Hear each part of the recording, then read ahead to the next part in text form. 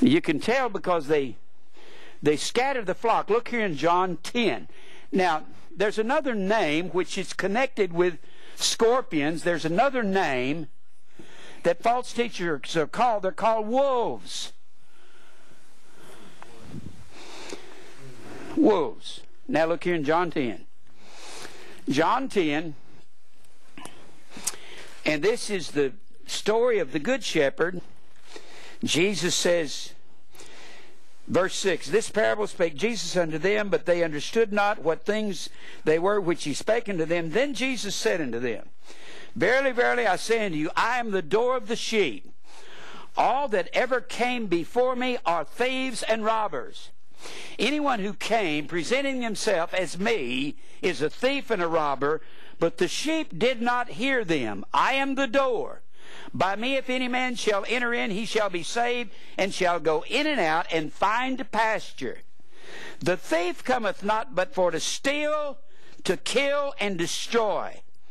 I am come that they might have life, and that they might have it more abundantly, and have lots of money and Cadillacs. That's what those idiots say this means. If the life more abundance is literal money, then the sheep are literal, and Jesus is a literal door on a literal, out here in a literal fold, isn't he? This is figurative language.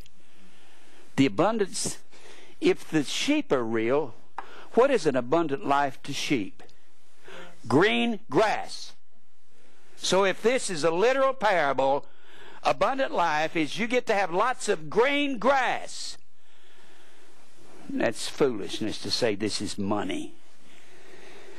I am the good shepherd. The good shepherd giveth his life for the sheep. But he that works for money, the preacher that's an hireling, and not the shepherd, whose own the sheep are not, seeth the wolf coming,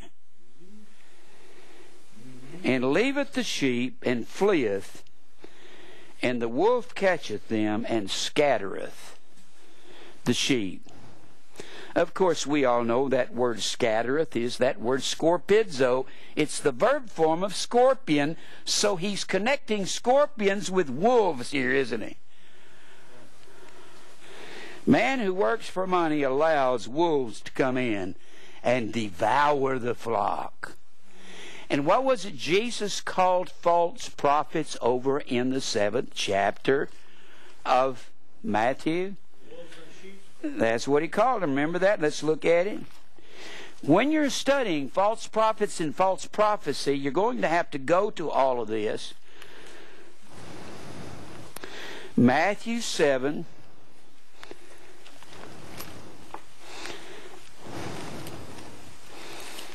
Matthew 7, verse 15. Beware of false prophets, which shall come to you in sheep's clothing, but inwardly they are ravening wolves. The reason it's called ravening, which means totally destructive, they would come in and ravage the flock. Now, Mr. Keller says, Philip Keller, in his Shepherd's Look at the 23rd Psalm, he was a shepherd at one time, and he'll tell you in his book that of all the animals out there, the most dangerous to a flock are wolves, because they decimate a flock. If a bear comes in, he'll pick up one sheep and carry it off. David said, I had a bear come in, take one of my sheep. I went out and took this club and I beat him to death. I had a lion come in and take one of my sheep and took off with it. I went out and killed him with a sling. A bear and a lion will take one sheep. A pack of wolves will come in at night, and they don't kill to eat. They kill just to kill because they like it. False teachers like to destroy sheep, and they'll kill every one of the flock.